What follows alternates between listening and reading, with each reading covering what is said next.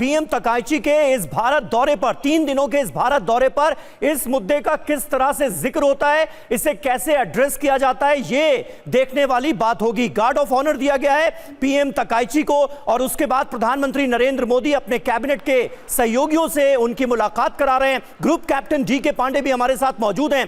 Pandey sir, ये जो America का बदला हुआ रुख है, खास करके क्वाड के अस्तित्व पर सवाल उठाता जो रवैया है, वो बीते दिनों बड़ी चर्चा में रहा। क्या भारत और जापान के बीच इस पर कुछ पुख्ता बातचीत मुमकिन है? आपको क्या लगता है? देखिए, निश्चित रूप से ये जो सामरिक महत्व के जो विषय है उस पर चर्चा अवश्य होगी। और कहा जा रहा है इंडो पैसिफिक के बीच में जो कॉम्प्लेक्सिटीज हैं उसके बारे में कैसे जो है चर्चा हो, कैसे आगे बात बढ़े, उस पर निश्चित रूप से अमेरिका ने तो सर अपना रुख साफ कर दिया, इंडो पैसिफिक कमांड की जगह पैसिफिक कमांड कर दिया है उन्होंने। जी बिल्कुल, वो भी एक बहुत बड़ा कारण है। दूसरी बात यह है कि मालाबार जो एक्सरसाइज होती थी उसके बीच में भी रुकावट आई है। जो जापान, देखिए पिछले अगर देखा जाए 2 साल में कम से कम ये 4 बार मुलाकात हुई है दोनों राष्ट्राध्यक्षों की, ये अपने आप में बहुत अच्छी बात है। और दोनों के बीच में संपर्क जो स्थापित हो रहे हैं, I2J2 की बात जो आपने सुना होगा जो बड़ी थी, तो उसके बारे में भी आगे बात होगी। क्या होगा, बहुत सारे विषय हैं, स्पेशली इकोनॉमिक ट्रेड के अलावा जो सामरिक महत्व की चीजें हैं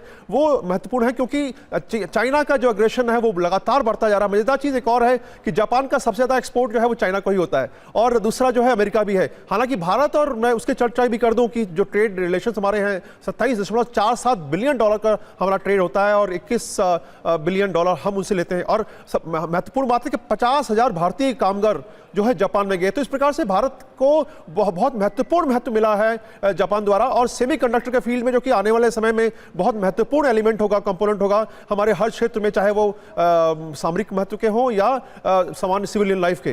तो ऐसे दशा में जो एक दूसरे के पूरक बनने का प्रयास में जो कदम बढ़ाए जा रहे हैं, ये स्वागत योग्य हैं। और निश्चित रूप से दोनों देशों को आर्थिक रूप से और सामरिक रूप से एक दृढ़ता मिलेगी, जो कि बहुत महत्वपूर्ण है, स्पेशली अमेरिका और चाइना के रवैये को देखते। और इन सब के अलावा भारत और जापान की जो एक सांस्कृतिक हिस्टोरिकल संबंध है वो भी बहुत खास है। और अभी जो गार्ड ऑफ ऑनर चल रहा था उसमें कदम कदम बढ़ाए जा के धुन पर यह सब चल रहा था। नेताजी सुभाष चंद्र बोस से सीधे संबंध है इस गीत का, और जापान का आजाद नेताजी सुभाष चंद्र बोस का क्या रिलेशन रहा है भारत की आजादी की लड़ाई में, ये हम सभी जानते हैं। उसको भी एक तरीके से यहां पर रिफ्लेक्ट किया गया।